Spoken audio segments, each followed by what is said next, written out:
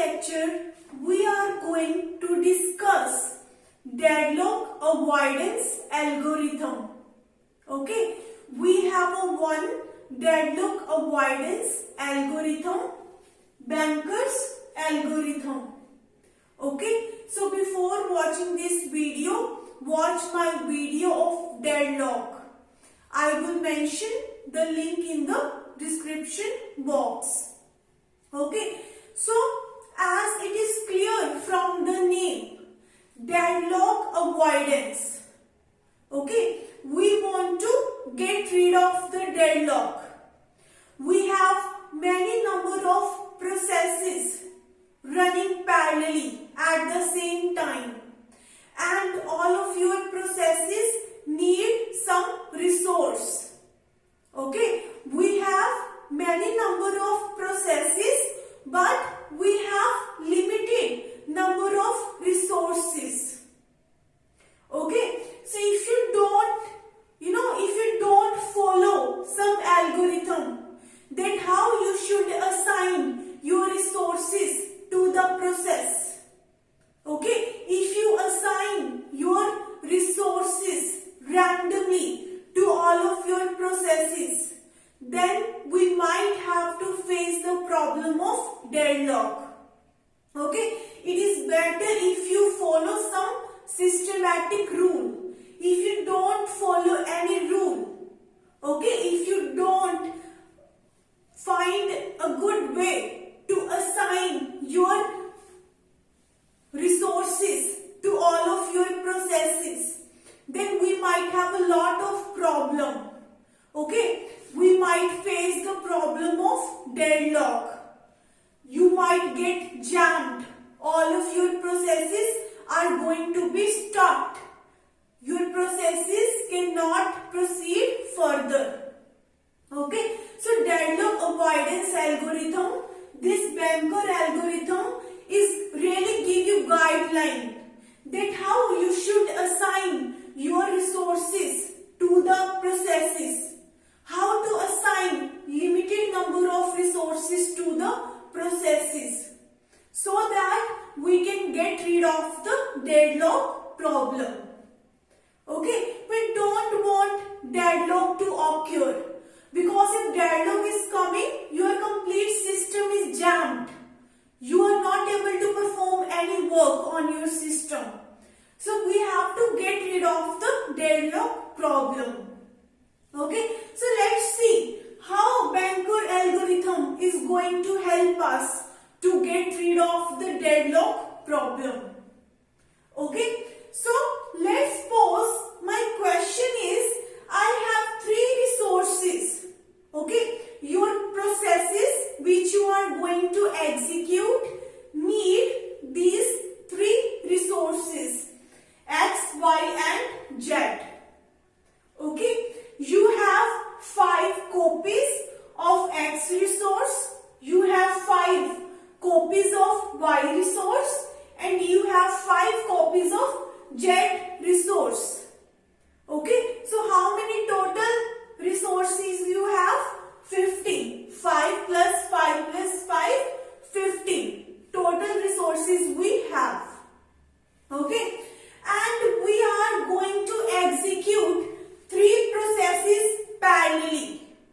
Okay, we are going to execute 3 processes parallelly. For the successful completion of any process, you have to fulfill the requirement of your process. Okay, we have to assign the resources to the process. If you look at your process P0 need 1 resource of X and 3 Z resources. Okay, similarly, if you look at your process P1 need 1 Y resource and 2 Z resources. Okay, if you are giving resources to the processes, okay, according to its requirement, only then it is going to be completely successful. Only then it is going to be completely executed. Okay, so if you will look at our process P naught has been allocated this much resources. Okay, we have allocated already these many resources to process P naught. We have allocated already these many resources to process P1. We have allocated these many resources to process P2. Okay, but they need more resources to completely execute. These are the resources which we have already allocated to the processes. Okay, and your process P naught need 1 X resource and 3 Z resource for the successful completion. Okay, so your process P naught need these many more resources for the successful completion. Okay, similar, your process P1 and P2 need these many more resources for the successful completion.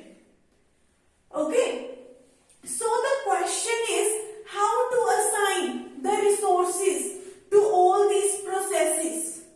Which algorithm we should follow, which procedure we should follow to assign resources to the processes. Okay, so that we can avoid deadlock.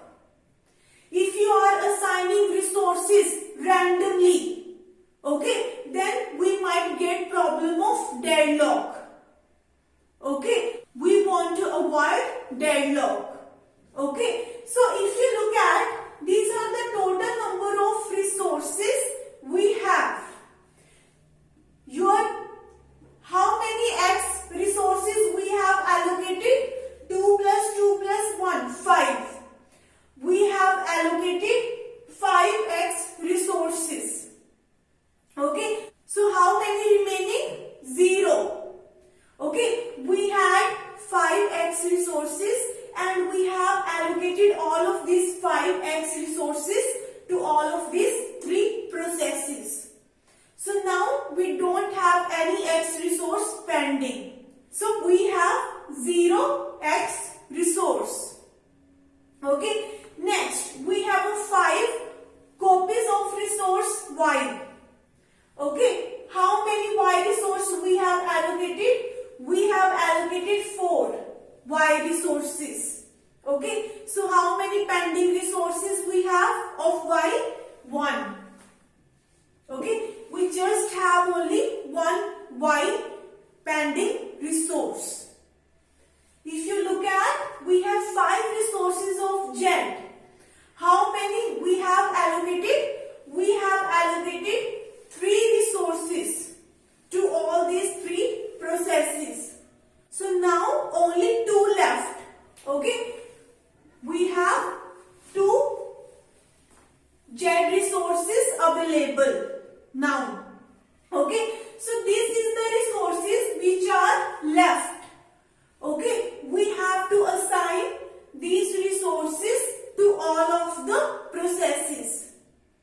Okay, so the question is how to assign these resources to all of the processes so that we can avoid deadlock.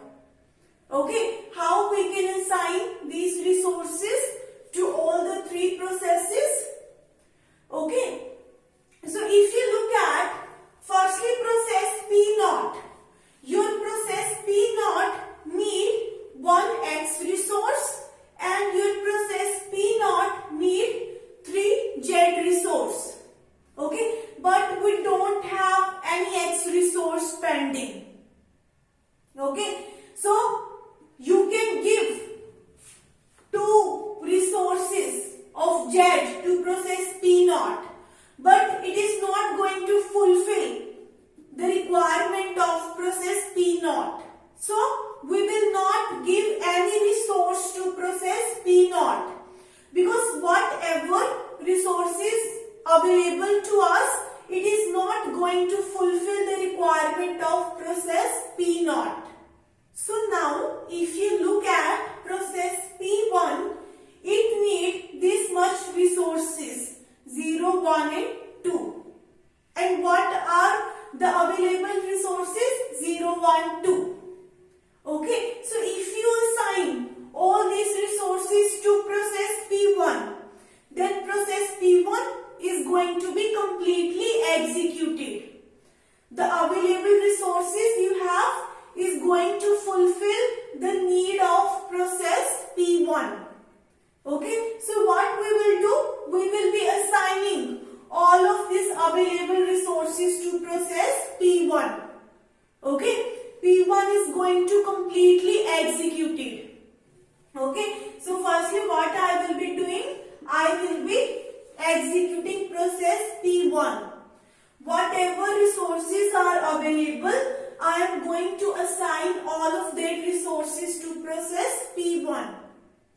Okay, so once your process P1 has been completely executed, it is going to release all of the resources which it had hold. It is going to release all of the resources. Okay, so how many resources we have now? 0, 1, 2 plus 2, 0, 1. Okay, 2, 1, 3. Okay, so after the execution of process P1, it has released all of its resources which it had hold. So now we have these many resources. Okay, so now let's check if we can allocate these available resources to some process so that your process requirement can be fulfilled. Okay, so if you look at your process P2, your process P2 need 2 resources of Y. It need 2 Y resources. Okay, but we have just only 1 resource of Y. Okay, so we are not able to fulfill the need, the requirement of process P2. Okay, you cannot give 2 resources to this process because we just have only 1 resource of Y. Okay, if you try to allocate these available resources to your process P2, okay, it is not going to fulfill the requirement of process P2. So what we try to do, we try to fulfill the requirement of process with the help of available resources. So now let's try to check process P0. Process P0 required 103. And what are the available resources we have? 2, 1, 3. Okay, so whatever resources you have now is fulfilling the need of your process P0. Okay, you have more resources than the P0 requirement. If you give some resources to P0 and some of the resources to P2, so what happens? In that case, none of your process is going to be completely executed. Unless your process completely execute, it is not going to release the resources which it had hold. Okay, so we want to avoid deadlock. So that's why we firstly fulfilling the need of one process. Once it has been completely executed, it is going to release all of its resources. Then we allocate that released resources to some other process. Okay, so I have these resources now 2, 1, 3, and I am fulfilling the need of process P0 1, 0, 3. Okay, so whatever resources I have, I am allocating to process P0. I am fulfilling its need. I am giving it 1 resource of X and 3 resources of Z. Okay, so it is going to be completely executed now, and whatever resources it had, whatever resources it have hold, it is going to release all of its resources. Okay, so how many resources we have? I deducted 103 from here. Okay, I deducted 103 here. How many available resources we have now? Okay, I have these many available resources now. Okay, and I allocated 103 resources to process P0. So now it is going to release its resources. Okay, I am going to add all of these resources with the available resources. So 1, 1, 0, these are the resources which are available now. Add all of these resources. Okay, 1, 2, 1 and 1, 0, 3. Okay,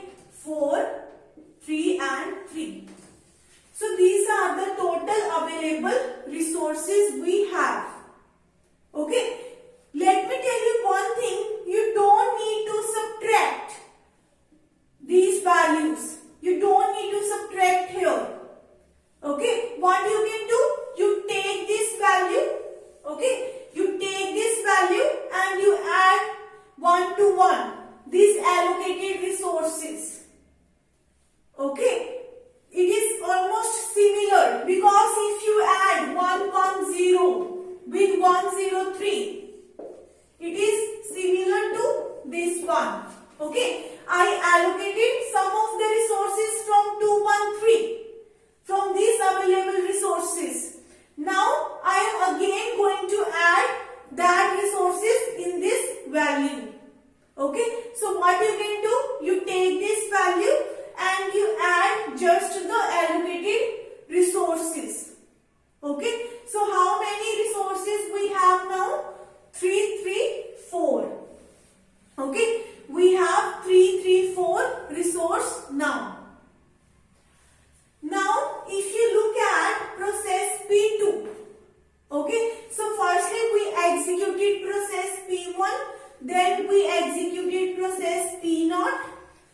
Now, let's check process P2. Process P2 need resources 1, 2, 0. Okay, process P2 need resources 1, 2, 0. And how many resources available? 3, 3, 4. Okay, so we are able to fulfill the need of process P2. Okay, so what I am going to do? I am going to assign 1 to 0 resources from this resources. Okay, so your process P2 is going to be completely executed. Now it is going to release all of its resources which it had hold. So what I am going to do? I am going to add 3, 3, 4 plus 2 to 1. Okay, because when you assigned 1 to 0 resources from these available resources, you subtracted 1 to 0 from these available resources, and now your process P2 is releasing all of these resources. Okay, so again if you add 1 to 0 with the remaining resources, you will get 3, 3, 4. Okay, so you deducted 1 to 0 from here, and now you again adding 1 to 0 to the remaining resources. So condition is same. Okay, now how many resources we have? 5, 5, 5. Okay, so we have got the total number of resources. Okay, we had initially these resources 5, 5 and 5. Now after execution of all of the 3 processes, I am again getting all my 15 resources.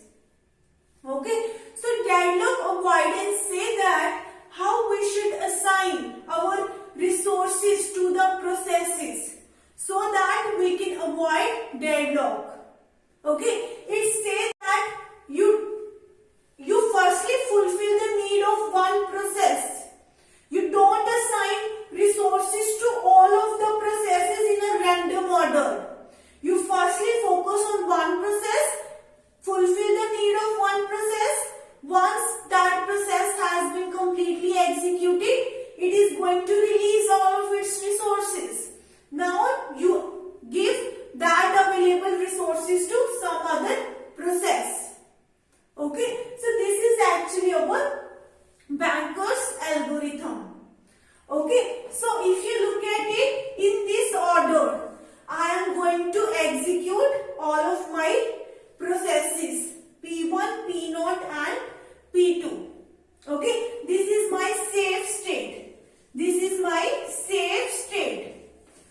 What is the meaning of safe state? Safe state means if you execute your processes in this order, then you will not get deadlock problem.